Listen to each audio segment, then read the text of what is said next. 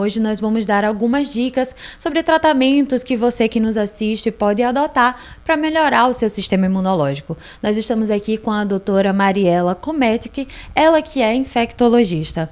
Doutora, muito obrigada por sua participação. Vamos falar um pouquinho nesse tempo de inverno, a gente percebe, né, que a gente fica mais resfriado e às vezes acaba indo numa farmácia, comprando uma vitamina e se automedicando, né, para tentar melhorar e prevenir esses resfriados. É nesse caminho mesmo que a gente pode ir ou existem outros meios?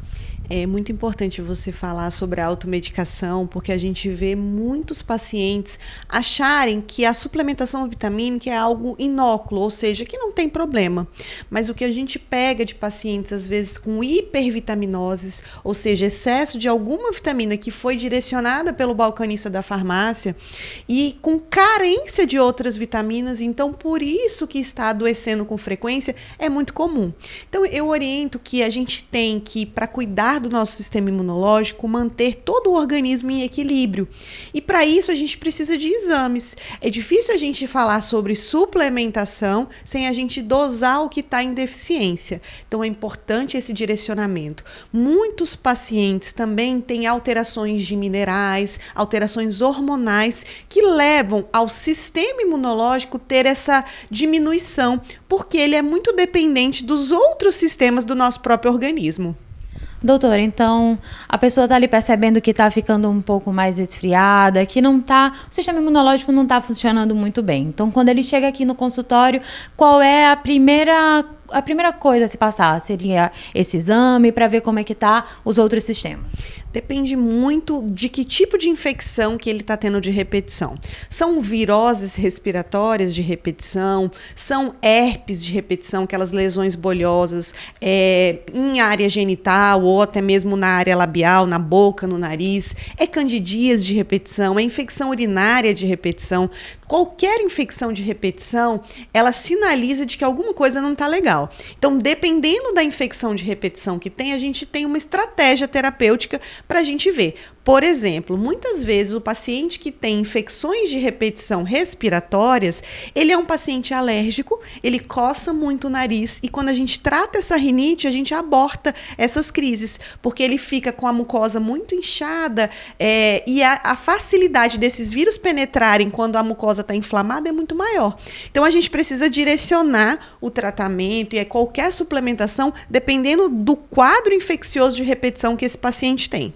Esse tratamento, ele também é destinado, por exemplo, por faixa etária, se é homem, se é mulher, se é mais idoso, criança? Sem dúvida, a gente sabe que os extremos de idade, eles têm uma alimentação mais deficitária.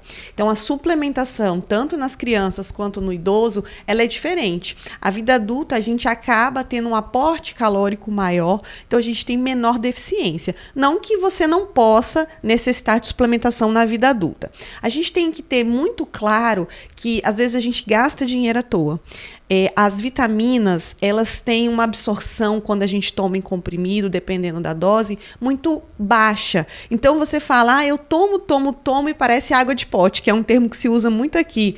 E aí, às vezes, a gente percebe que está tomando doses muito baixas e não está absorvendo. Porque tudo que a gente toma pela boca precisa ser absorvido no intestino. E muitas vezes, o intestino do paciente também está inflamado. E quando ele está inflamado, ele não consegue absorver de forma correta, nem dos alimentos, por isso que ele está em carência, e nem dos próprios comprimidos, necessitando também de terapias injetáveis, receber essas vitaminas de forma injetável.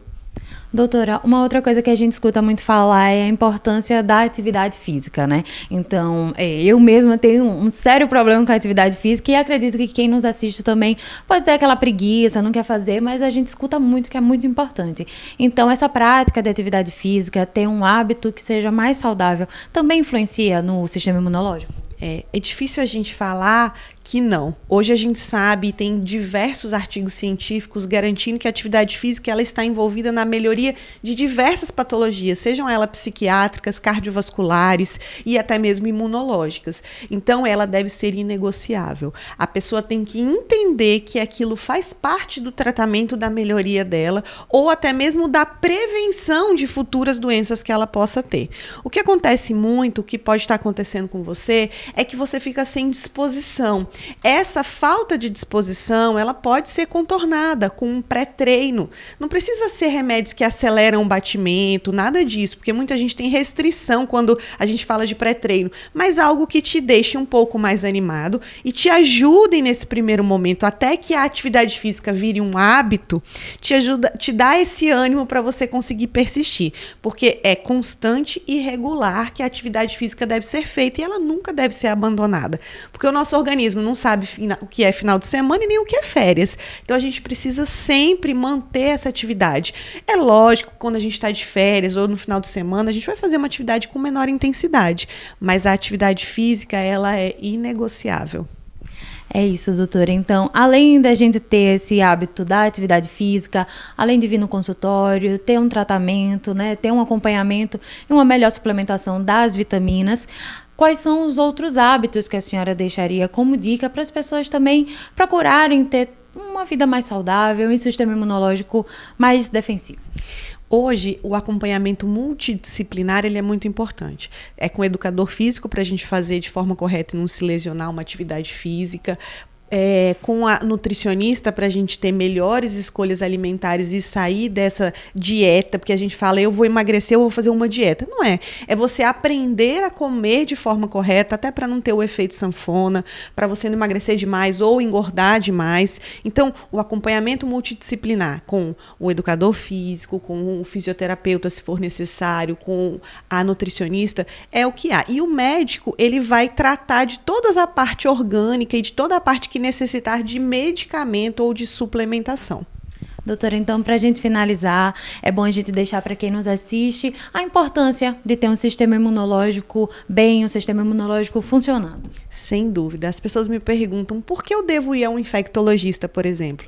Eu sempre respondo essa pergunta falando que antes de infectologista eu sou médica. E a gente, com essas super especialidades, acabou perdendo a essência de cuidar do paciente como ser humano.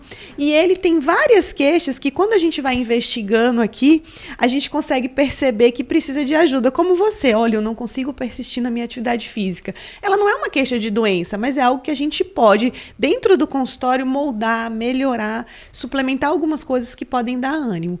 Então, é muito importante a gente pensar em manter um acompanhamento médico com um médico que você confie e que você queira manter esse acompanhamento. Doutora, muito obrigada por sua participação. Para você que nos assiste, busque, como a doutora falou, busque um médico, busque alguém que você confie, para que você tenha esse acompanhamento e tenha um sistema imunológico e uma vida cada vez mais saudável.